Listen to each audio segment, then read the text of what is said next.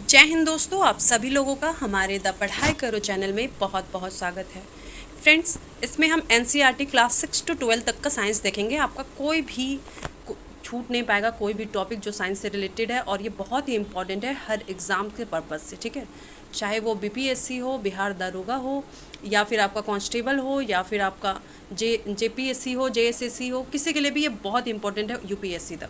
तो चलिए हम इसको स्टार्ट करते हैं। इसको बहुत ही ध्यान से देखते हुए जाना है और समझना है। मैं इसको बिल्कुल सिंपल लैंग्वेज में बताने की अपनी तरफ से पूरी मैंने इसमें कोशिश की है, तो होप सो आपको अच्छा।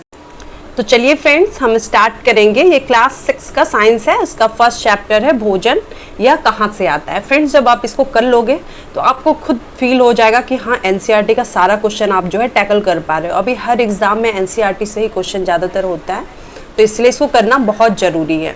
तो चलिए हम स्टार्ट करते हैं। फर्स्ट क्वेश्चन है कि निम्नलिखित में से कौन सर्वाहारी की श्रेणी में आता है। तो इसका आंसर आपका हो जाएगा ऑप्शन नंबर सी, ए और बी। ठीक है, सर्वाहारी यानी शाकाहारी की अगर हम बात करें तो शाकाहारी वो होते हैं जो घास फूस पेड़ पौधे खाते हैं, वो शाकाहारी हो गए। और जो जंतु हो गए, पशु पक्षी हो गए, उसको खाते वो मांसाहारी हो गए। ठीक है, और जो दोनों खाते हैं यानी पेड़ पौधे भी खाते हैं और मांस मछली भी खाते हैं, तो ये आपका जो हो गया ये सर्वाहारी, इसलिए ऑप्शन नंबर सी जो है इसका राइट हो जाएगा। चलिए अब हम सेकंड नंबर क्वेश्चन देखते हैं। सेकंड नंबर क्वेश्चन है कि मधुमक्खियों फूलों से मकरंद एकत्र कर इसे भंडारित करती है क्योंकि। तो इसका आंसर आपका हो जाएगा ऑप्शन नंबर ए, क्योंकि फूल और उनका मकरंद जो है साल में केवल कुछ ही समय जो है उपलब्ध होता है। मकरंद मतलब क्या होता है? मकरंद मतलब होता है कि फूल का रस। तो फूल का रस क्या होता है कि मधुमक्खी जो है फूलों से अपना फूल का रस इकट्ठा कर लेती है और उसे अपना छत्ता में रखती है। ठीक है, वहाँ पे स्टोर करके रखती है। और फूल का जो रस है कुछ ही समय में यानी बसंत ऋतु में ही आता है। ठीक है, बसंत ऋतु में ही उपलब्ध होता है, तो इसलिए उस समय उसका स्टोरेज कर लेती है ताकि साल भर जो है इसका उपयोग किया जा सके। तो ऑप्शन नंबर ए आपका उस हिसाब से आंसर राइट हो गया। नेक्स्ट है कि निम्नलिखित कथनों पर विचार कीजिए। तो आपका फर्स्ट है कि पौधे एवं जंतु भोजन के मुख्य स्रोत हैं। ठीक है, इसमें क्या है, उपयुक्त कथन में से सत्य नहीं यानी असत्य को बताना है। तो पौधे एवं जंतु भोजन के मुख्य स्रोत है, ये तो आपका सत्य हो गया। दूसरा हो गया कि सभी पौधों की जड़, तना, पुष्प और पत्तियों को खाया जाता है, तो ये आपका जो है आगे बताएंगे। तीसरा हो गया कि कुछ पौधों के दो या दो से अधिक भाग खाने योग्य होते हैं। चौथा है कि कौवा मांसाहारी जीव है। तो इसमें से कौन सा सत्य नहीं यानी गलत बताना है। सत्य है, सत्य नहीं, ये जरूर देख लेना चाहिए एग्जाम में कि क्या पूछा जा रहा है। तो इसमें नहीं है पूछा है, तो उसमें का आंसर आपका हो जाएगा 2 और 4। 2 क्या है कि सभी पौधों की जड़, तना, पुष्प और पत्तियों को खाया जाता है। तो सभी पौधों की जड़, तना, पुष्प और पत्ती को प्रयोग खाने में नहीं किया जाता है। कुछ विशेष सी पौधे होते हैं जिसका जो पौधे होते हैं उसका किस विशेष हिस्सा ही होता है जो यूज किया जाता है। ठीक है, और उसमें भी कुछ अलग अलग चेंजेस होते हैं। जैसे सरसों का अगर बात किया जाए तो उसके पत्ता हो गए, बीज हो गए, सबका प्रयोग किया जाता है। यानी कुछ पौधे ऐसे हैं जिसका 2 या 2 से अधिक भाग खाने में प्रयोग किया जाता है। चौथा क्यों गलत हो गया? क्योंकि कह रहा है कौवा मांसाहारी जीव है, जबकि कौवा क्या है, तो कौवा सर्वाहारी, वो मीट मछली भी खाता है और रोटी चावल भी खाता है, इसलिए ऑप्शन नंबर हो जाएगा डी इसका। अब चलिए देखते हैं नेक्स्ट है मिलाने का है शेर एवं बाघ। तो शेर एवं बाघ हो गया। शेर एवं बाघ क्या है? तो ये दूसरे जंतु को खाते हैं। दूसरा हो गया शाकाहारी। शाकाहारी किसे कहते हैं? जो पादप और पादप उत्पाद खाते हैं, पादप से जो प्रोड्यूस होता है उसको खाते हैं। पालक फूलगोभी क्या है? ये सब्जी है। दूध, पनीर, घी, दही ये क्या है? तो जंतु उत्पाद है। तो उस हिसाब से आपका आंसर 4 का हो जाएगा बी, 3, 4, 1, 2। अब देखेंगे नेक्स्ट। अब नेक्स्ट चैप्टर आपका आ गया भोजन के घटक। तो भोजन के घटक है कि निम्नलिखित में से कौन से भोजन के पोषक तत्वों में सम्मिलित हैं, दिए गए कूट का सही उत्तर चुनिए। तो इसका आंसर हो जाएगा आपका खनिज, लवण, विटामिन। ठीक है, खनिज, लवण और विटामिन ये भोजन का जो है मुख्य पोषक तत्व है। मुख्य पोषक तत्व में और कौन कौन आते हैं? तो कार्बोहाइड्रेट आते हैं, प्रोटीन आते हैं, वसा आते हैं, विटामिन और खनिज लवण। ठीक है, 5 है जो मुख्य पोषक तत्व में आते हैं। इसके अलावा भी भोजन में हमें और भी चीजें चाहिए, जैसे कि आहारी रेशे यानी रुक्षांश। ठीक है, आहारी रेशे मतलब हो गया फाइबर वाला। ठीक है, जैसे कि मूली, गाजर, चुकंदर ये सब फाइबर वाला होता है, रेशे वाला होता है, तो ये भी चाहिए होता है और जल भी चाहिए होता है। रुक्षांश से हमें जो है कोई पोषक प्रदान नहीं करता है। रुक्षांश या कहें फाइबर्स वाला जो फूड होता है उससे हमें कोई पोषक प्रदान नहीं करता, लेकिन हमारे शरीर के लिए वो बहुत ही लाभदायक होता है और बहुत जरूरी है। चलिए अब हम देखेंगे नेक्स्ट क्वेश्चन। नेक्स्ट क्वेश्चन है कि भोजन के विभिन्न पोषक तत्वों के संदर्भ में निम्नलिखित कथनों पर विचार कीजिए। तो इसका आंसर आपका हो जाएगा ऑप्शन नंबर 1, 2, 3। 1 क्या है कि कार्बोहाइड्रेट, इसमें जो है आपका यहाँ सही आंसर बताना। पहला है कि कार्बोहाइड्रेट तथा वसा हमारे शरीर को मुख्य रूप से ऊर्जा प्रदान करते हैं। तो बिल्कुल कार्बोहाइड्रेट और वसा जो है शरीर को ऊर्जा मिलती है, ठीक है। कार्बोहाइड्रेट क्या है, अगर इंस्टेंट एनर्जी चाहिए यानी तुरंत एनर्जी कार्बोहाइड्रेट देता है, लेकिन वसा क्या है, वसा ज्यादा एनर्जी देता है, ठीक है। दूसरा हो गया आपका कि प्रोटीन तथा खनिज लवण हमारे शरीर की वृद्धि तथा अनुरक्षण के लिए आवश्यक होते हैं। बिल्कुल प्रोटीन और खनिज लवण जो है हमारे शरीर के ग्रोथ के लिए, वृद्धि के लिए, ठीक है, और उसका जो है प्रोटेक्शन के लिए, रक्षण के लिए ये आवश्यक है। विटामिन हमारे शरीर को रोगों से रक्षा करने में सहायता करते हैं। तो विटामिन हमारे शरीर के रोगों में सहायता करते हैं, जबकि अगर हम बात करें रुक्षांश क्या करता है, रुक्षांश आपका जो है बिना पचे भोजन को बाहर निकालने में हमारे शरीर की सहायता करता है।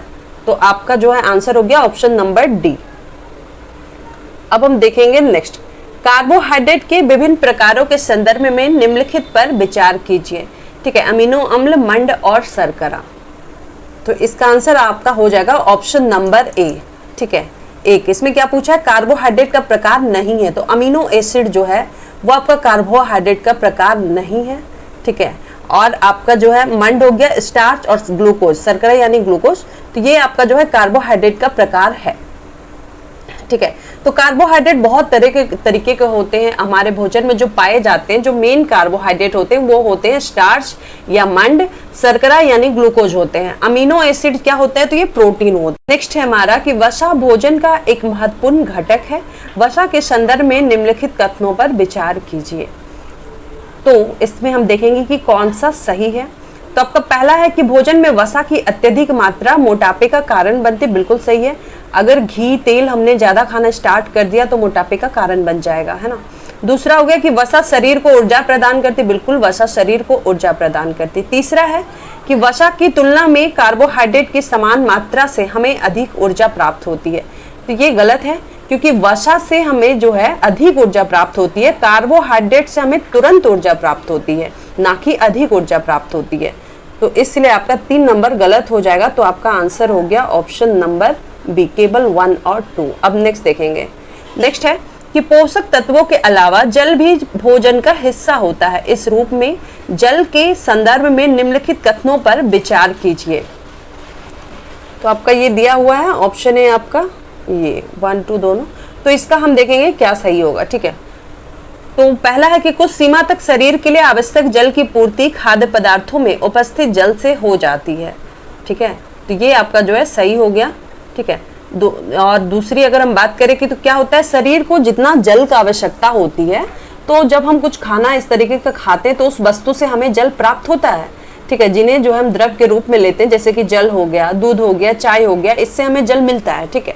दूसरा आपका हो गया कि जल भोजन में उपस्थित पोषकों को अवशोषित करने और मूत्र तथा पसीने के रूप में अपशिष्ट पदार्थों को शरीर से बाहर निकालने में सहायता करती है, बिल्कुल सही है। जल क्या करता है कि भोजन में जो भी प्रेजेंट होते हैं हमारे जो पोषक तत्व हो गए, जो न्यूट्रिएंट्स हो गए, ठीक है, जो पोषक हो गए, उसको अवशोषित करने में हेल्प करती है। और जो अपशिष्ट होते हैं, ठीक है, जो गंदगी होता है शरीर का, उसको जो है बाहर निकालने में भी हेल्पफुल होता है। जल के द्वारा मतलब बाहर निकलता है अपशिष्ट पदार्थ। चलिए अब हम देखते हैं नेक्स्ट क्वेश्चन। नेक्स्ट क्वेश्चन है आपका ये मिलाना है, ठीक है। तो विटामिन ए क्या हो गया, तो विटामिन ए से आपका क्या होता है, दृष्टिहीनता, ठीक है। विटामिन ए से आपका हो गया दृष्टिहीनता। विटामिन B1 की बात करें तो वो हो जाएगा बेरी बेरी। और अगर हम बात करें विटामिन सी की तो ये स्कर्वी हो जाएगा। और विटामिन डी से क्या होगा, रिकेट्स हो जाएगा। तो ऑप्शन नंबर हो जाएगा 3, 1, 4, 2। तो आंसर हो गया आपका ऑप्शन नंबर ए। अब देखेंगे नेक्स्ट क्वेश्चन। नेक्स्ट क्वेश्चन है कि निम्नलिखित में से कौन सा कथन असत्य है, ठीक है। अब देखेंगे असत्य कौन सा कथन है। पहला हम देखते हैं कि विटामिन ए त्वचा और आंखों को स्वस्थ रखता है, ठीक है। तो आपका जो है ये सही है कि विटामिन ए से क्या होता है, स्किन और आंखों को ये स्वस्थ रखता है। विटामिन B1 घाव भरने में सहायक होता है। तो ये आपका जो है गलत हो जाएगा, क्योंकि विटामिन 1 की बात करें तो ये कार्बोहाइड्रेट के डाइजेशन में हेल्पफुल होता है, पाचन में जो है सहायक होता है। और घाव भरने की बात करें तो विटामिन सी होता है, ठीक है। और विटामिन सी का क्या है कि जब आप भोजन पकाते हैं तो कौन सी विटामिन नष्ट हो जाती है, तो ये आपका विटामिन सी है जो गर्मी से नष्ट हो जाती है। आपका डी हो गया कि विटामिन डी हमारी अस्थियों और दांतों के लिए कैल्शियम का उपयोग करने में हमारे शरीर की सहायता करती है। बिल्कुल सही है, विटामिन डी जो है हमारी हड्डियों और दांतों के लिए जो है कैल्शियम का यूज करने में हमारे शरीर की सहायता करती है। तो ये आपका आंसर हो जाएगा बी आपका। नेक्स्ट है हमारा कि निम्नलिखित युग्मों पर विचार करें। एक तरफ खनिज है, दूसरे तरफ आपका अभावजन्य रोग है। तो कैल्शियम की बात करें तो कैल्शियम से क्या होता है, आयोडीन से क्या होता है, लोहे से क्या होता है, ठीक है। तो इसमें बताना है कि कौन सा जो जोड़ा है वो सही दिया हुआ। कैल्शियम से दिया हुआ अस्थि क्षय, ठीक है। तो कैल्शियम से आपका बिल्कुल हड्डियां जो है कमजोर हो जाती। कैल्शियम की अगर कमी हो जाए तो उससे हड्डियां और दांत है ना ये कमजोर हो जाएगा। उसके बाद दूसरा बात करें आयोडीन, आयोडीन से घींगा या गोइटर, ठीक है। आयोडीन की कमी होगी तो घींगा बीमारी होता है या गोइटर बीमारी होता है। लोहा का है तो लोहा का लिखा है दंत क्षय, जी नहीं, दंत क्षय जो है आपका कैल्शियम की कमी से होता है, ना कि लोहा की कमी से। लोहा की कमी से क्या होता है, खून की कमी हो जाती है, इसी कारण जो है आपका एनीमिया हो जाता है और जो रोगी होता है वो क्या होता है, कमजोरी फील करने लग जाता है। तो ऑप्शन नंबर ए हो जाएगा 1 और 2। अब देखेंगे नेक्स्ट क्वेश्चन। नेक्स्ट क्वेश्चन है हमारा कि मानव शरीर में धीमी वृद्धि निम्नलिखित में से किस कमी के कारण होती है, ठीक है। तो इसका आंसर आपका हो जाएगा प्रोटीन, ठीक है। मानव शरीर में क्या होता है कि बहुत ही स्लो ग्रोथ होता है, स्लो वृद्धि होती है प्रोटीन की कमी के कारण से, ठीक है। और प्रोटीन और कार्बोहाइड्रेट दोनों अगर किसी व्यक्ति को लंबे समय से नहीं मिला हो तो उससे क्या होगा, उसका वृद्धि जो है पूरी तरह से अवरुद्ध हो जाएगी, यानी रुक जाएगी, ठीक है। तो ऐसा नहीं है कि सबको हम कह सकते हैं कि जिनका हाइट कम रहता है सबको प्रोटीन लंबे समय से या कार्बोहाइड्रेट नहीं मिलता। कुछ लोग ऐसे भी होते खाते भी नहीं है, तो इसलिए भी ऐसा होता है, ठीक है। हाइट जो है उनका कम हो जाता है, जो या तो नहीं खाते या फिर जिनको मिलता नहीं है उनका भी, ठीक है। तो उस हिसाब से आपका आंसर हो गया ऑप्शन नंबर। नेक्स्ट है कि तागा यानी धागा पहले तंतुओं से मिलकर बनता है। इन तंतुओं के संदर्भ में निम्नलिखित कथनों में कौन सा सही नहीं है। पहला है कि रुई और जूट जैसे तंतु पादपों से प्राप्त किए जाते हैं। तो ये आपका जो है बिल्कुल सही है। रुई जो है, अगर रुई की बात करें तो वो आपका पटसन से मिलता है, जिसको पाट या पटुआ कहते हैं, ठीक है। और ये पेड़ होता है। और उसके बाद जूट की बात करें तो, ठीक है, रुई की अगर हम बात करें तो कपास के पौधे से प्राप्त होती है रुई। दूसरा हो गया कि जूट नारियल के बाहरी आवरण होता है, बिल्कुल गलत है। जूट जो है पटसन के पौधे से प्राप्त होता है, ठीक है। तो बी आपका गलत हो गया। सी की अगर बात करें, रेशम तंतु रेशम कीट के कोकून से खींचा जाता है, बिल्कुल सही है। रेशम तंतु जो है, रेशम एक कीट होता है, उसके कोकून से खींचा जाता है। डी है कि ऊन तथा रेशम जंतुओं से प्राप्त होते हैं। बिल्कुल, ऊन की अगर हम बात करें तो ऊन आपका जो हो गया भेड़ से मिलता है, बकरी से मिलता है, खरगोश, ऊंट, याक, इसके बालों से हमें प्राप्त होता है ना। और अगर रेशम की बात करें तो कोकून से हमें मिलता है। तो ऑप्शन नंबर बी आपका गलत है, बाकी आपका सही है।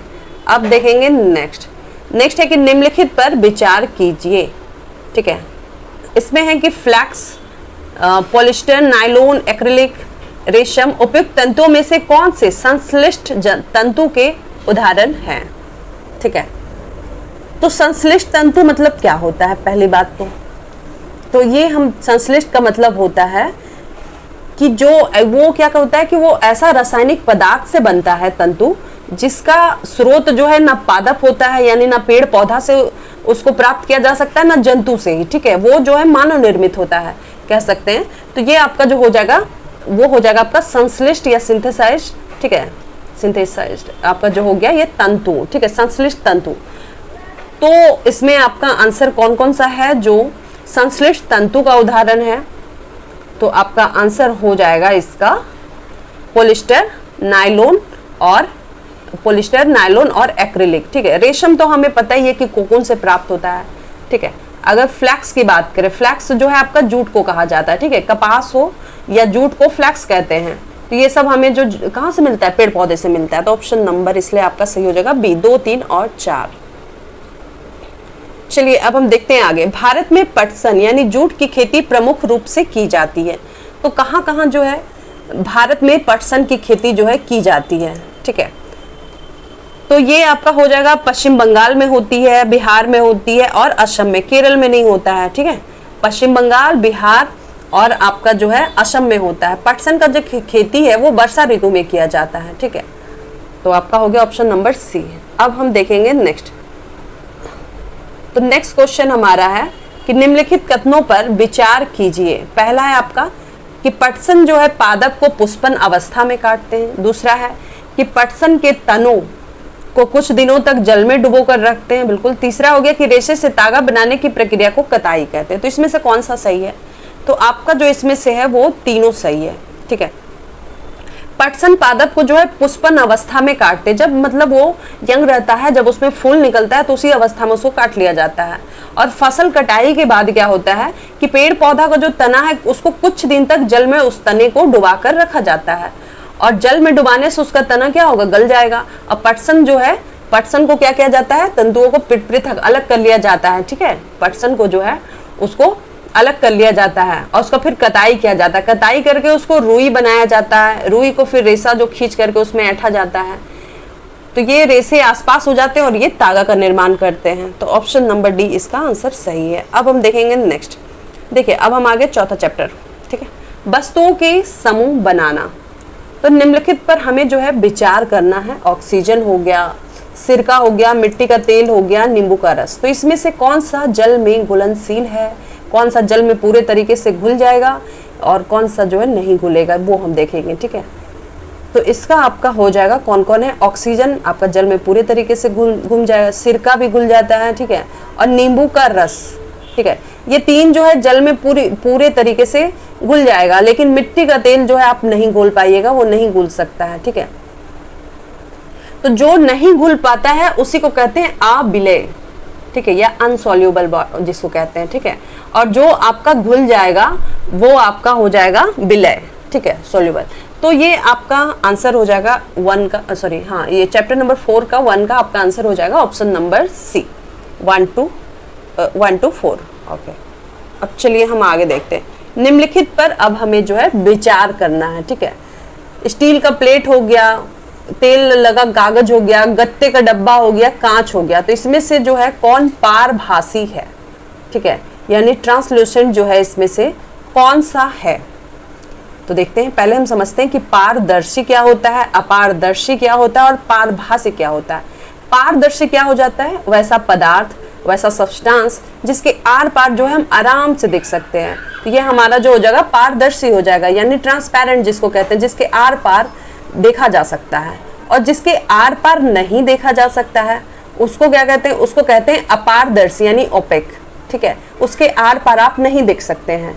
तीसरा हो गया पारभासी। पारभासी क्या है कि जिसका आर पार तो आप देख सकते हैं लेकिन क्लियर नहीं दिखेगा, बहुत जो है धुंधला दिखेगा, या फिर कहें तो बहुत ही कम दिखाई देगा आर पार। ठीक है, तो ये आपका हो गया पारभासी, ट्रांसलूसेंट। ठीक है, तो इसमें से हम देखते हैं कि पारभासी पूछा है। ठीक है, तो पारभासी इसमें से कौन है? तो आपका जो है तेल लगा कागज जो है ये आपका पारभासी है। ठीक है, स्टील की प्लेट क्या हो गई? तो ये आपका ओपेक हो जाएगा, यानी कि अपारदर्शी है। गत्ते का डब्बा क्या हो जाएगा? तो गत्ते का डब्बा जी आपका अपारदर्शी हो जाएगा। वहीं कांच, कांच क्या हो जाएगा? तो कांच का जो हम आर पार देख सकते हैं, तो कांच हमारा पारदर्शी हो जाएगा। ठीक है, चलिए अब हम देखते हैं आगे। नेक्स्ट क्वेश्चन है हमारा, इसमें निम्नलिखित कथनों पर विचार कीजिए। विभिन्न प्रकार के पदार्थों के गुण भिन्न भिन्न होते हैं। कुछ पदार्थ दिखावट में चमकदार होते हैं। दूसरा है कि हमारे चारों ओर की वस्तुएं एक ही पदार्थ से बनी हैं। पदार्थों का उपयोग बहुत सी वस्तुओं के निर्माण में किया जा सकता है। तो इसमें से असत्य पूछ रहा है। ठीक है, यानी कौन गलत है, सत्य नहीं है, यानी कौन गलत है पूछ रहा है। ठीक है, तो पहला तो आपका सही हो जाएगा कि विभिन्न प्रकार के पदार्थों के गुण जो है अलग अलग होते हैं, और कुछ पदार्थ की अगर बात करें तो दिखावट में चमकदार होते हैं। ठीक है, और दूसरा आपका है कि वो गलत हो जाएगा, क्योंकि हमारे चारों ओर की वस्तु एक ही पदार्थ से नहीं बनी है, क्योंकि हमारे चारों ओर की जो वस्तुएं हैं वो अनेक प्रकार के सब्सटेंस या पदार्थ से बनी है, ना कि एक पदार्थ से। इसलिए आपका ऑप्शन नंबर 2 गलत है, गलत पूछा गया है, तो ऑप्शन नंबर बी आपका सही आंसर हो जाएगा। अब हम देखेंगे नेक्स्ट। देखिए, नेक्स्ट चैप्टर हमारा आ गया पदार्थों का पृथक्करण। ठीक है, तो तो पदार्थों का पृथक्करण यानी सेपरेशन ऑफ सब्सटेंस आप पढ़ेंगे। तो फर्स्ट है आपका कि पदार्थों का पृथक्करण के संदर्भ में निम्नलिखित पर अब हमें विचार करना है कि निष्पावन, निस्तारण, निस्यंदन उपयुक्त में से कौन सा पृथक्करण की विधि या विधियां हैं। ठीक है, पहले तो हम समझेंगे कि विनोइंग क्या होता है और डिकेंटेशन क्या होता है, फिल्ट्रेशन क्या होता है। ठीक है, विनोइंग यानी कि जो सूप से गांव में होता है ना, उससे जो सूप में धान करते हैं और ऊपर से हवा से जो है उसका गंदा साइड होते जाता है धान का जो रहता है, तो वो आपका विनोइंग हो गया। ठीक है, उसी को निष्पावन कहते हैं। निस्तारण क्या है, डिकेंटेशन। तो डिकेंटेशन की अगर हम बात करें तो जैसे कंकड़ है और हमें जो है ऊपर का कुछ अगर चाहिए हल्का कोई पदार्थ, उसको हमको ऊपर करना है और नीचे भारी है, तो हम क्या करेंगे, उसमें जो है पानी डाल देंगे। पानी डाल देंगे तो जो भारी वाला पदार्थ होगा वो नीचे बैठ जाएगा और जो हल्का वाला रहेगा वो ऊपर आ जाएगा। ठीक है, उसी को कहते हैं निस्तारण। फिल्ट्रेशन क्या होगा, ठीक है, वो हल्का हल्का पदार्थ था वो निकल गया। ठीक है, अब वो पानी हम जो है इधर दूसरे बर्तन में डाल देंगे तो उससे निकल जाएगा, लेकिन फिर उससे क्या होगा कि जो पतला पतला सब्सटेंस है वो बाहर नहीं निकल पाएगा। उसके लिए क्या करेंगे, फिल्ट्रेशन यानी एक कीप लगाएंगे। ठीक है, और उससे जो है छानेंगे, तो ये आपका वही हो जाएगा फिल्ट्रेशन। ठीक है, तो इसमें कह रहा है कि कौन सा जो है विधियां है, तो ये आपका जो है सभी विधियां हैं, तो यानी 1 2 3 हो जाएगा। ठीक है, इसके अलावा भी हम बात करें तो एक हस्त चयन होता है, हैंड पिकिंग, यानी चुन चुन के जो बाहर फेंकते हैं कंकड़ हो या कुछ भी, तो हस्त चयन उसको कहते हैं। एक सीविंग होता है, चालन, यानी कि आप जो है आटा चालते हैं या बालू चलाता है तो ये आपका चालन हो गया। ठीक है, एक होता है आपका थ्रेशिंग होता है, थ्रेशिंग आप लोग को पता होगा। वाष्पन की बात करें तो एक इवापोरेशन होता है। ठीक है, वाष्पन, उसको वाष्प के द्वारा जो है उसको किया जाता है। ठीक है, तो ये सब आपका जो है सेपरेशन या फिर पृथक्करण की अन्य विधियां हो गई। नेक्स्ट है कि पृथक्करण की विधियों के प्रयोग के संदर्भ में निम्नलिखित में से कौन सा कथन सही नहीं है। तो हम देखते हैं, पहला है कि किसी मिश्रण के कणों की आमाप में अंतर का उपयोग चालन तथा निस्यंदन प्रक्रियाओं द्वारा पृथक्करण में किया जाता है। बिल्कुल सही है। हम लोग जो है चलनी से क्या करते हैं, छान करके जो बड़ा साइज में रहता है वो निकल जाता है। ठीक है, छोटा जो रहता है वो आपका जो है वो एक मतलब रखा जाता है। ठीक है, और अगर हम उसी में बात करें निस्यंदन, फिल्ट्रेशन से भी हम क्या कर रहे हैं, जो लिक्विड रहता है उसमें जो छोटा छोटा कण होता है वो छना जाता है और पानी जो लिक्विड होता है वो अंदर चल जाता है। तो ये दोनों जो है पृथक्करण में किया जाता है। बिल्कुल सही है। दूसरा है कि रेत और जल के मिश्रण में रेत के भारी कण तली में बैठ जाते हैं और अवसादन की विधि द्वारा जल को उड़ेल कर पृथक किया जाता है।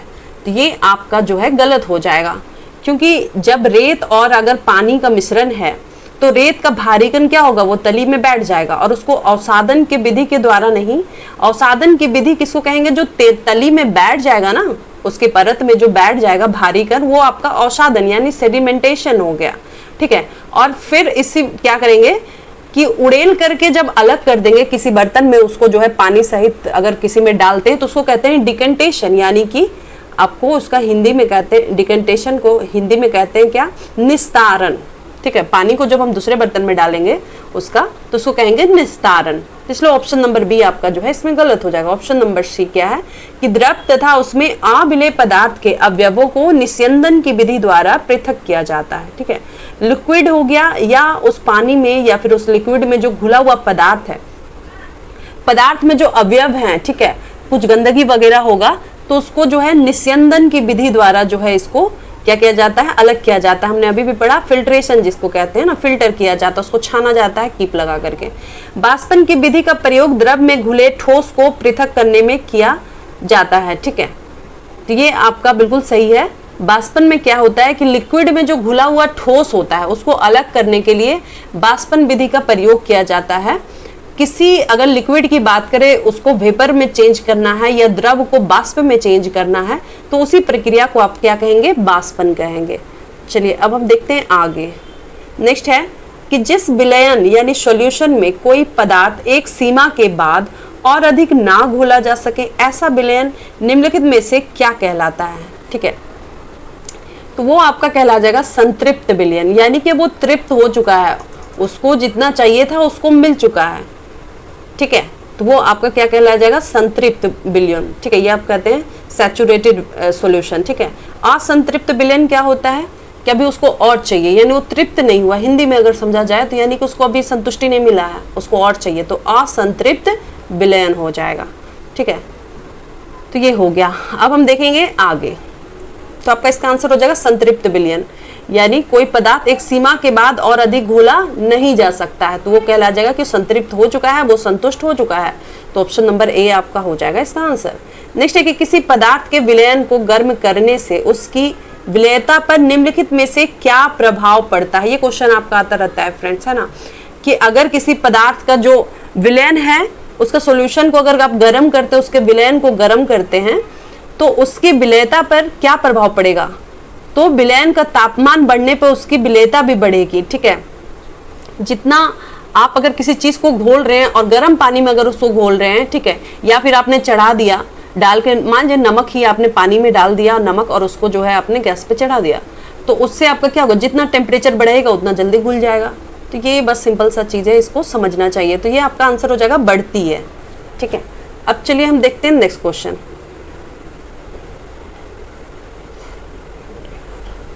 नेक्स्ट क्वेश्चन हमारा है, ये हो गया। नेक्स्ट क्वेश्चन है कि निम्नलिखित पर विचार कीजिए। ठीक है, कागज का जलना, दूध का दही बनना, नमक का पानी में घुलना, कुम्हार द्वारा मिट्टी के ढेर को बर्तन में बदलना। ठीक है, ये सब में बताया जा रहा है कि रिवर्स यानी परिवर्तन उत्क्रमित किए जा सकते। कौन से परिवर्तन उत्क्रमित, यानी उसको फिर से दोबारा उसी रूप में लाया जा सकता है। कागज का जलना, ठीक है, तो ये हो गया कागज का जलना, दूध का दही बनना, नमक का पानी में घुलना, कुम्हार द्वारा मिट्टी के ढेर को बर्तन में बदलना। ठीक है, तो कागज का जलना, क्या कागज को जला के फिर से कागज बनाया जा सकता है? नहीं। दूध का दही बनना, क्या दूध को दही बना के फिर दही को दूध बनाया जा सकता है? नहीं। तीसरा हो गया कि नमक का पानी में घुलना, तो ठीक है, तो ये बिल्कुल हो सकता है। नमक को पानी में अगर घुल जाता है तो उसको जो है वो उसको फिर से चेंज किया जा सकता है। ठीक है, बाष्पन विधि द्वारा। उसके बाद अगर चौथा बात करें, कुम्हार द्वारा मिट्टी के ढेर को बर्तन में बदलना, बिल्कुल कुम्हार अगर मिट्टी बना चुका है फिर से उसको चाहे तो मिट्टी बन जाएगा। ठीक है, तो 3 और 4 जो है इसका सही होगा। यानी जो ऐसे परिवर्तन जिसको फिर से दोबारा सेम टू सेम मतलब उसी चीज में लाया जा सके वो कहला जाएगा उत्क्रमित, जिसको रिवर्स कहते हैं। ठीक है, इसके अलावा लेकिन इसके साथ ही कुछ और बात भी है कि जैसे कि आपका अगर कोई कुम्हार है और उस जो बर्तन बनाया उसको पका दिया है, ठीक है, उसको क्या किया है, उसको चाक में पका दिया है, तो उसको फिर से मिट्टी नहीं बनाया जा सकता, ये याद रखिएगा। ठीक है, नेक्स्ट हमारा है चैप्टर नंबर 7, पौधों को जानिए। पुष्प के विभिन्न भागों में निम्नलिखित में से कौन से सम्मिलित नहीं हैं? बाह्यदल, पंखुड़ी, पुंकेसर, स्त्री केसर और मूलांकुर। ठीक है, तो इसको जानने से पहले आपको जानना होगा कि किसको कहते हैं बाह्यदल, किसको कहते हैं पंखुड़ी, किसको पुंकेसर, स्त्री केसर और मूलांकुर, तभी आप इसको जो है आंसर। तो ये आपका जो हो गया ये फ्लावर हो गया। ठीक है, और इसमें हम अगर बात करें बाह्यदल कहाँ है, तो आपका जो है बाह्यदल ये रहा, इसको कहते हैं बाह्यदल। ठीक है, ये हो गया आपका बाह्यदल। उसके बाद दूसरा चीज क्या था, पंखुड़ी। तो पंखुड़ी पता ही है कि कौन कौन सा होगा। ठीक है, तो ये सब जो पार्ट हो गया ये वाला ये सब जो रहता है ये पंखुड़ी भी कहते हैं इसको। ठीक है, पंखुड़ी यहाँ पे जो उसके पंखुड़ी आप समझते हैं। दूसरा अगर हम बात करें, तीसरा आपका पुंकेसर। तो पुंकेसर देखिए किसको कहते हैं, ये जो कली होता है ना, कली के नीचे वाला जो रहता है छोटा छोटा पतला पतला, ये आपका हो जाएगा पुंकेसर। ठीक है, फिर आपका हो गया पुंकेसर के बाद आपका हो गया स्त्री केसर। ठीक है, तो स्त्री केसर में आपका आ जाता है वर्तिकाग्र, वर्तिका और अंडाशय, ये तीनों आ जाते हैं स्त्री केसर में। ठीक है, वर्तिकाग्र, वर्तिका और अंडाशय। तो वर्तिकाग्र जो है ये ऊपर वाला जो पार्ट होता है इसको वर्तिकाग्र कहते हैं, और उससे जो इधर नीचे वाला पार्ट आप देख पा रहे हैं ये आपका हो गया वर्तिका। ठीक है, ये वाला पार्ट जो आपका वर्तिका हो गया और ये हो गया अंडाशय। तो ये तीनों पार्ट आपका कहला जाएंगे स्त्री केसर। अब हम देखेंगे क्वेश्चन की तरफ हम जाएंगे। तो हमारा क्वेश्चन है कि पुष्प के विभिन्न भागों में सम्मिलित नहीं है, पूछ रहा है। तो बाह्यदल हमने देखा कि सम्मिलित होता है ना, पंखुड़ी भी हमने देख लिया, पुंकेसर भी देखा, स्त्री केसर भी देखा, लेकिन मूलांकुर जो है वो आपका सम्मिलित नहीं है। ठीक है। मूलांकुर क्या होता है? मूलांकुर आपका उसको कहते हैं कि जब बीज जो होता है जमने के समय क्या होता है, उसके भाग से जो है उसका जो अंकुर जैसा फूटता है ना, उसी को कहते हैं मूलांकुर। वहां से आपका पौधा निकलना स्टार्ट होता है, तो ये आपका हो जाएगा मूलांकुर, यानी जड़ जैसा निकलना स्टार्ट हो जाता है। तो ऑप्शन नंबर 1 का आंसर हो जाएगा। केवल 5 ही है, यानी ऑप्शन नंबर डी मूलांकुर जो है इसमें सम्मिलित। नेक्स्ट क्वेश्चन है कि पत्तियों के संदर्भ में निम्नलिखित में से कौन सा कथन सही नहीं है? पहला आपका है कि पत्ती में सिराओं के प्रतिरूप सिरा विन्यास कहलाता है, ठीक है, तो ये आपका जो है सही है। यह जालिका रूपी अथवा समानांतर हो सकता है, ठीक है। दूसरा हो गया कि पत्ती में पनवृंत और फलक होते हैं, तो ये भी आपका सही हो गया। तीसरा हो गया कि पत्तियां सूर्य के प्रकाश की उपस्थिति से ही मंड संश्लेषित करती है, तो ये भी आपका सही है। चौथा हो गया कि पत्तियां वायुमंडल में उपस्थित जलवाष्प का कुछ हिस्सा भोजन बनाने की प्रक्रिया में ग्रहण करती हैं, तो ये आपका गलत हो जाएगा, ठीक है। अगर पत्ती में हम बात करें तो ये पत्ती हो गया, ठीक है, तो इसमें आपका बता रहा है कि सिरा विन्यास होता है, बिल्कुल ये वाला जो पार्ट हुआ यहाँ पर जो छोटा छोटा छिद्र लगे रहते हैं उसी को कहते हैं शिरा विन्यास, ठीक है। और ये जालिका रूपी हो सकते हैं, यानी कि अगर हम बात करें जालिका रूपी यानी जाल जैसा जो है आपका बना हुआ रहता है पत्ती में, तो वो आपका जालिका हो जाएगा। और जो जिसमें जाल नहीं रहेगा, एकदम सिंपल सिंपल इस तरीके का लाइन रहता है, तो वो आपका हो जाएगा समानांतर, ठीक है। पत्ती में पनवृंत और फलक होते हैं। पत्तियां सूर्य के प्रकाश की उपस्थिति में ही मंड संश्लेषित करती, बिल्कुल प्रकाश की उपस्थिति होती है तभी वो स्टार्च जो है संश्लेषित करती है। चौथा हो गया कि पत्तियां वायुमंडल में उपस्थित जलवाष्प का कुछ हिस्सा भोजन बनाने की प्रक्रिया में ग्रहण करते हैं, तो ये आपका गलत हो जाएगा, क्योंकि पत्ती क्या करती है, पत्ती जो है बाष्पोत्सर्जन की क्रिया द्वारा जो है क्या करती है, बहुत बड़ी मात्रा में जलवाष्प को वायुमंडल में निष्कासित करती है, यानी कि वायुमंडल में वो निकालती है, ठीक है, जलवाष्प को वो देती है, एक टाइप से समझा जाए वायुमंडल को, तो ठीक है। और वो क्या करती है, वो बाष्पोत्सर्जन की क्रिया द्वारा, ठीक है। तो पत्तियां जो है वायुमंडल में जलवाष्प ग्रहण नहीं करती है, बल्कि बाष्पोत्सर्जन की क्रिया द्वारा जो है इवेपोरेशन के थ्रू जो है वो जलवाष्प को जो है वायुमंडल में निकालती है, तो इसलिए ऑप्शन। नेक्स्ट है कि तने दो तरफा मार्ग का कार्य करते हैं, तनों के कार्य के संदर्भ में निम्नलिखित कथनों पर विचार कीजिए। तो पहला आपका है कि तना जल एवं खनिज की पतली नालिकाओं द्वारा पत्तियों तथा पौधों के अन्य भागों तक पहुंचाता है, तो ये बिल्कुल सही है। तना जो क्या करता है, जल और खनिज को जो है अपना पतली नालिकाओं द्वारा जो है वो क्या करता है, पत्ती और पौधे तक अपना खाना पहुंचाता है, किसके द्वारा, तो फ्लोएम, ठीक है। दूसरा बात करें पत्ती द्वारा जो बना भोजन है, सॉरी जल जो है, जल आपका जाइलम हो जाएगा। नेक्स्ट है कि पत्तियों द्वारा बने भोजन तनों से होकर पौधे के विभिन्न भागों में संग्रहित होते हैं, बिल्कुल सही है। ये आपका जो खाना है वो आपका फ्लोएम पहुंचाता है, ठीक है। तो अगर जाइलम उत्तक की बात करें तो आपका जल कहाँ से ले जाता है, वो नीचे से ऊपर की तरफ। अगर फ्लोएम की बात करें तो फूड पत्ती से आता है, इसलिए ऊपर से नीचे की तरफ। तो 3 नंबर का आपका आंसर हो जाएगा, ये दोनों जो है सही हैं। अब हम देखेंगे नेक्स्ट, जड़ों के संदर्भ में निम्नलिखित कथनों पर विचार कीजिए। पहला है कि जड़ें जो है मिट्टी से जल और खनिज पदार्थों का अवशोषण करती है तथा पौधों को मिट्टी से जो है दृढ़ता में जमाए रखती है, ठीक है। तो इसमें से आपका जो है दूसरा हो गया कि जालिका रूपी सिरा विन्यास युक्त पत्तियां वाले पौधे की जड़ें रेशेदार होती है, जबकि समानांतर सिरा विन्यास युक्त पत्तियां वाले पौधे की जड़ें मुसला होती हैं। तो इसका आंसर आपका इसमें क्या बताना, सही बताना है। तो पहला आपका जो है सही हो जाएगा। जड़ें क्या करती है, मिट्टी से जल और खनिज पदार्थ को क्या करती है, एब्जॉर्ब कर लेती है, अवशोषित करती है और पौधे को मिट्टी में दृढ़ता से जमाए रखती है। दूसरा अगर हम बात करें जालिका रूपी सिरा विन्यास युक्त पत्तियां वाले पौधे की, ठीक है, तो जालिका रूपी जो सिरा विन्यास यानी कि जालिका रूपी मतलब हो गया आपका ये, ठीक है, ये आपका हो गया जालिका रूपी। तो जालिका रूपी जो पौधे होते हैं उसका जो सिरा विन्यास होता है युक्त पत्तियों वाले पौधे, ये आपका जो ये इस तरीके का है ना, इसी को कहते हैं सिरा विन्यास, ठीक है। तो ये जो सिरा विन्यास होता है इसमें पौधे की जड़ें मुसला जड़ होती है, जबकि यहाँ पे क्या कह रहा है कि पौधे की जड़ें रेशेदार होती है, रेशेदार नहीं होती, वो मुसला होती है। और अगर हम बात करें कि जो समानांतर सिरा विन्यास वाले पौधे होते हैं उसकी जड़ें रेशेदार होती है, ठीक है। जो समानांतर मतलब अभी पहले ही मैंने बताया था इस तरीके का जो है वो लाइन रहेगा एकदम सीधा सीधा सीधा सीधा, ठीक है। इसमें जो है आपका जाली नहीं बना हुआ रहेगा, तो ये आपका समानांतर हो गए। तो इसके पौधे वाले क्या होते हैं, जड़ रेशेदार होते हैं। मुसला अगर हम बात करें तो मुसला पीपल का पेड़ समझ सकते हो, ठीक है। पीपल का पेड़ आप देखोगे तो उसमें जाली जाली रहता है, ठीक है, तो उसी को कहते हैं मुसला जड़। और अगर हम बात करें रेशेदार, तो मुसला में क्या रहता है, एक ऐसा आता है, एक इस तरीके का आता है, ठीक है, मतलब एक से ही ये जुड़ा हुआ है, ये मुसला हो गया। अगर हम बात करें रेशेदार का, तो रेशेदार ये आपका पतला पतला पतला पतला इस तरीके से बहुत सारा रहेगा, ठीक है, तो ये आपका हो गया रेशेदार, ठीक है।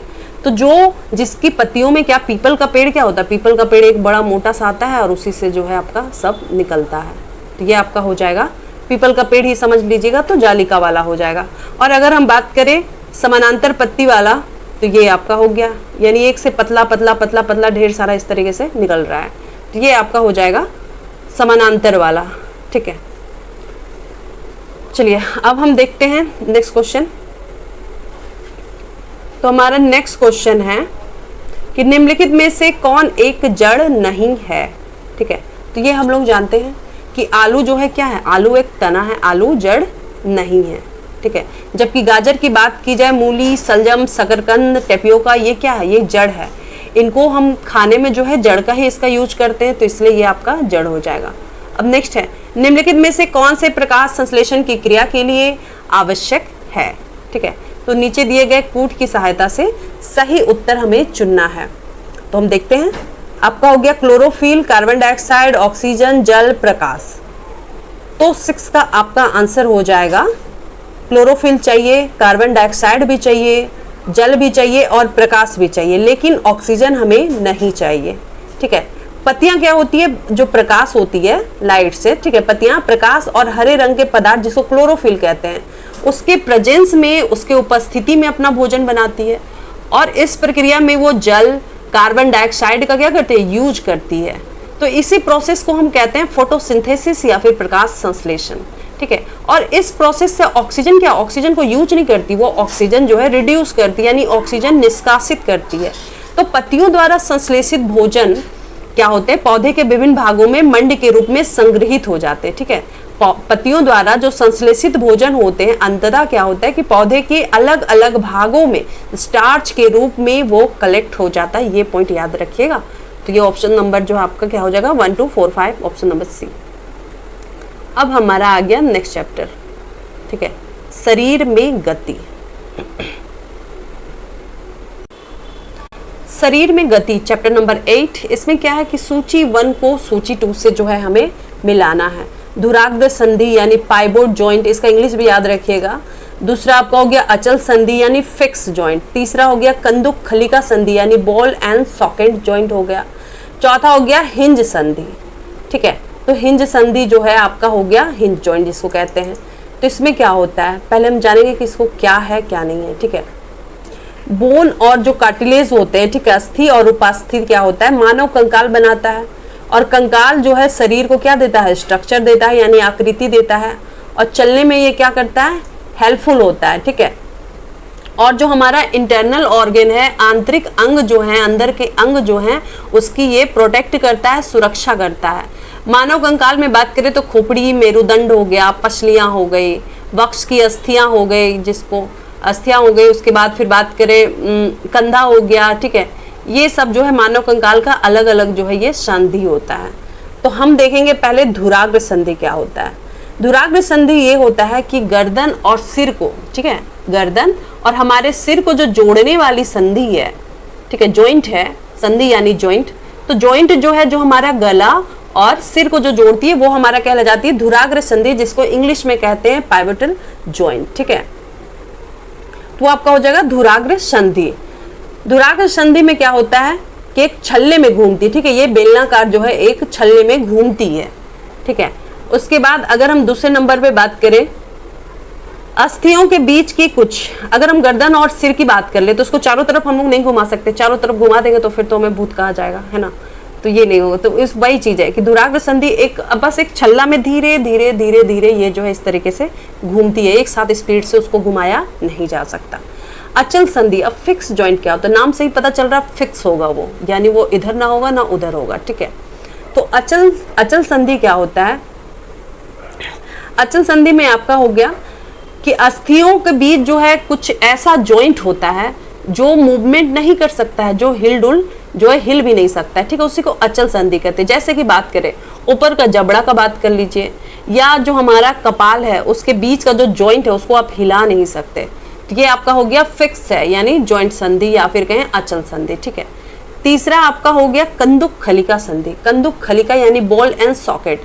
बॉल एंड सॉकेट मतलब हो गया कि वो सभी दिशा में क्या है, घूम सकता है, ठीक है, याद रखिएगा। कंदुक खलिका या फिर कहें बॉल एंड सॉकेट जॉइंट जो होता है वो सभी दिशा में घूम सकता है। जैसे कि कटोरा कहते हैं ना कि जैसे कि कंधा हो गया, ठीक है, कंधा में बोलते हैं कि एक बॉल एंड सॉकेट जॉइंट हो गया, आपका कूल्हा हो गया, ये क्या करता है, ये सभी दिशा में आपका घूम सकता है, कंधा को आप चारों तरफ घुमा सकते हैं, तो ये आपका हो जाएगा कंदुक खलिका संधि कहते हैं या बॉल एंड सॉकेट जॉइंट। चौथा हो गया आपका हिंज संधि। हिंज जॉइंट क्या होता है?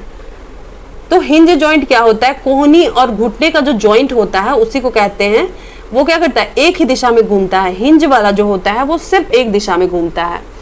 घुटना और आपका वो हो गया घुटना का बोले या फिर घुटना और कोहनी का, कोहनी आपका क्या है, एक दिशा में घूमता है, उसको चारों तरफ एक साथ नहीं घुमा सकते आप, ठीक है।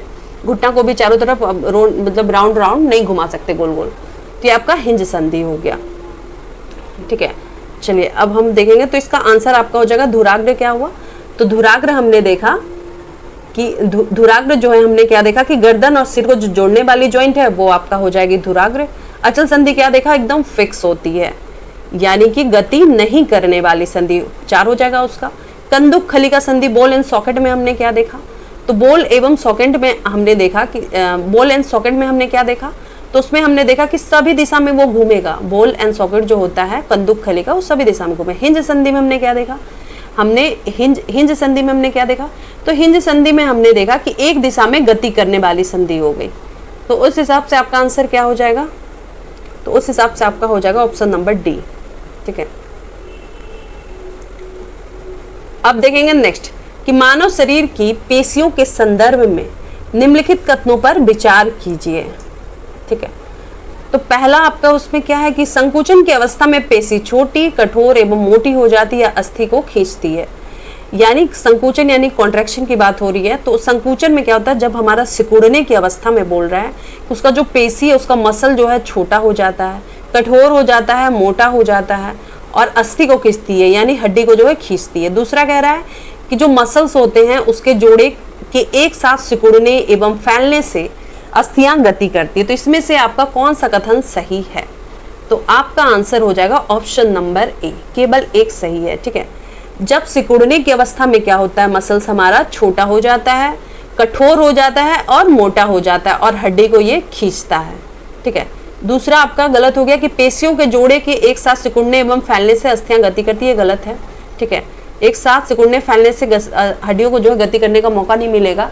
एक चीज होगा जैसे कि सब सिकुड़ेगा तभी जो हड्डी है इधर उधर से थोड़ा गति करेगी, ठीक है। तो ऑप्शन नंबर ए इसका आंसर हो जाएगा। अब हम देखेंगे नेक्स्ट, केचुए की शरीर रचना व उपयोगिता के संदर्भ में निम्नलिखित में से कौन सा कथन सही नहीं है, ठीक है। तो पहला हमारा क्या है कि केचुओं का मेरुदंड लंबा तथा शरीर की पेशियां क्षीण एवं असंख्य होती है, हमें गलत बताना है, ठीक है। तो ये आपका जो है यही आपका गलत हो जाएगा। केचुओं का शरीर का जो हड्डी ही नहीं होता है, ठीक है। केचुओं का शरीर में जो है आपका हड्डी नहीं होता है, परंतु इसमें जो है मसल्स होते हैं और मसल्स से क्या होता है, इसके शरीर को जो है घटने में या बढ़ने में बहुत हेल्प मिलता है, ठीक, उसी से हेल्प मिलता है। तो मसल का जब फैलता है मसल या फिर सिकुड़ता है तो उसी से केचुआ क्या होता है, गति करता है, ठीक है। तो ये आपका ऑप्शन नंबर ए आपका गलत हो जाएगा कि मेरुदंड लंबा, ये सांप की बात कर रहा है, केचुआ की बात नहीं कर रहा है। बी हो गया कि केचुए में गति शरीर की पेशियों की बारी बारी से विस्तार में संकुचन से होती है, बिल्कुल सही है। अब हम देखें इधर आपका हो गया कि शरीर की अध सतह पर सूक यानी बाल जैसी आकृति केचुए को भूमि पर पकड़ बनाने में सहायक है, बिल्कुल सही है। शरीर के उसके शरीर पे जो है बाल जैसा स्ट्रक्चर होता है, पतला पतला पतला पतला, उसी से जो है केचुआ क्या करता है, भूमि पे पकड़ बनाता है। केचुआ मिट्टी को उपजाऊ बनाने में मतलब सहायक है, बिल्कुल। केचुआ क्या होता है कि अपना जितना रास्ता में उसका आता है वो मिट्टी खा जाता है, ठीक है, और उसका शरीर से जो मतलब जो डाइजेस्ट नहीं हो पाता, जो अनपचा पदार्थ होता है वो बाहर निकल जाता है। और केचुआ का इसी काम से क्या होता है, मिट्टी की जो है उपजाऊ बना देता है, इससे पौधे को फायदा होता है। अब हम देखेंगे नेक्स्ट है हमारा कि केचुओं के श्वसन के संदर्भ में निम्नलिखित में से कौन सा कथन सही है। ठीक है, यानी केचुआ जो है किससे सांस लेता है। ठीक है, तो केचुआ किससे लेता है, वो अपना स्किन से लेता है, यानी कि केचुआ त्वचा से जो है आपका सांस लेता है। तो ये ऑप्शन नंबर बी आपका सही हो जाएगा। नेक्स्ट है, निम्नलिखित कथनों पर विचार कीजिए। पहला है आपका कि घोंघे का कवच इसका बाह्य कंकाल कहलाता है, परंतु यह अस्थियों का नहीं बना होता है। ठीक है, तो ये आपका जो है बिल्कुल सही है। घोंघे का जो इसका बाहर का जो कंकाल होता है, ठीक है, घोंघे का जो कवच होता है उसी को कहते हैं कि बाहर का ये कंकाल है। ठीक है, और वो हड्डी से नहीं बना होता है, और वो जो है सिंगल यूनिट का होता है। ठीक है, यानी वो एकल एकक कहते हैं उसको, यानी सिंगल यूनिट का उसका जो कवच होता है वो सिंगल होता है, और उस घोंघे को चलने में वो जो है हेल्प करता है। घोंघे के साथ वो क्या होता है, खिंचाता जाता है। घोंघे के पैर की अगर हम बात करें, ठीक है, तो घोंघे के पेशीय पाद चलने में सहायता करता है। ठीक है, तो ये आपका बिल्कुल सही है कि घोंघे का जो पेशीय पाद होता है वो चलने में सहायता करता है। घोंघे का जो पैर होता है वो किससे बना रहता है, तो मांस से बना रहता है, मोटा मांसल से बना रहता है। ठीक है, और उसकी जो मजबूत मसल्स के जो उसका जो वो पैर रहता है वो मजबूत मसल से बना रहता है, मोटा मांस रहता है। ठीक है, घोंघा अपना उसी पैर की हेल्प से जो है वो चलता है। तो ये भी आपका तीसरा क्या है, यह कवच घोंघे के वजन को संतुलित करता है, इससे भी उसे चलने में सहायता मिलती है। ठीक है, तो इससे जो है चलने में कोई सहायता नहीं करता है। ठीक है, उससे क्या होता है, अस्थि जरूरी होता है, घोंघे को चलने में इससे कोई सहायता नहीं करती, बल्कि घोंघे के साथ ये खींचता चला जाता है। तो ऑप्शन नंबर हो जाएगा ए, 1 और 2 आपका सही है। अब हम देखेंगे नेक्स्ट क्वेश्चन। तो हमारा नेक्स्ट क्वेश्चन है कि सूची 1 को अब हमें सूची 2 से मिलाना है। ठीक है, तिलचट्टा हो गया, पक्षी हो गए, मछली हो गए, सर्प हो गए। तो तिलचट्टा इसका सूची 1 से सूची 2 से मिलाना है। तो तिलचट्टा का क्या हो जाएगा, तिलचट्टा के अगर शरीर की बात करें तो ये जो है कठोर बाह्य कंकाल द्वारा ढका होता है, बाहर का जो कंकाल होता है उसके द्वारा ढका होता है, और ये भी सिंगल यूनिट ये विभिन्न मतलब ये जो है आपका पॉलीयूनिट्स का बना हुआ रहता है परस्पर संधियों द्वारा, यानी कि ये जो है जॉइंट द्वारा बनता है। ठीक है, इसके कारण क्या होता है, वो चल पाता है। तिलचट्टे की उपस्थिति जो है अलग अलग मसल होते हैं, उसके चलने और उड़ने में वो सहायता करते हैं। ठीक है, तो तिलचट्टा का क्या हो जाएगा, तो तिलचट्टा का अगर बात करें तो इसका शरीर कठोर बाह्य कंकाल द्वारा ढका रहता है। ठीक है, पक्षी की अगर बात करें तो पक्षी आपका क्या हो जाएगा, तो पक्षी आपका जो है इसकी अस्थियों में क्या होता है, वायु प्रकोष्ठ होता है। ठीक है, इसमें जो है वायु प्रकोष्ठ होता है, यानी हवा उसमें जा सकता है, आ सकता है, इस तरीके का बना रहता है उसका ढांचा। तीसरा हो गया मछली। मछली का क्या हो जाएगा, तो मछली पे जो है इसका शरीर क्या होती है, धारा रेखीय होती है। मछली के सिर और पूंछ की बात करें, ठीक है, सिर और पूंछ और उसके बीच का भाग क्या होता है, पतला और नुकीला होता है। मछली का सिर हो गया और पूंछ, उसके बीच भाग की अपेक्षा जो है पतला और नुकीला होता है। तो शरीर का इसी आकृति को कहते हैं धारा रेखीय, बीच वाला पार्ट है। ठीक है, मछली शरीर के दोनों ओर जो है एकांत क्रम में क्या करती है, वलय बनाकर जल में तैरती है। ठीक है, बिल्कुल वलय बनाकर वो जल में तैरती है।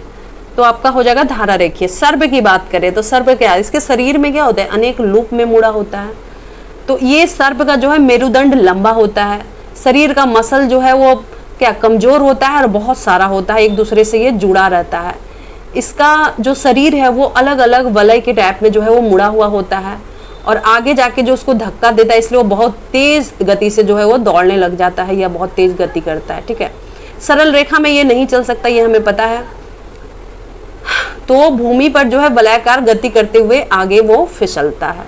तो आपका ये 6 का आपका आंसर हो जाएगा ऑप्शन नंबर ए, 3, 1, 2, 4। तो होप सो गाइज आपको मेरा वीडियो अच्छा लगा हो। आगे का पार्ट हम नेक्स्ट में देखेंगे। मैंने पूरी कोशिश की है कि आप लोगों को जो है सिंपल वर्ड में समझाया जाए। अगर फिर भी कोई कमी रह गई हो या फिर कुछ चेंजेस चाहते हो तो आप कमेंट्स कर सकते हैं। जय हिंद, जय भारत।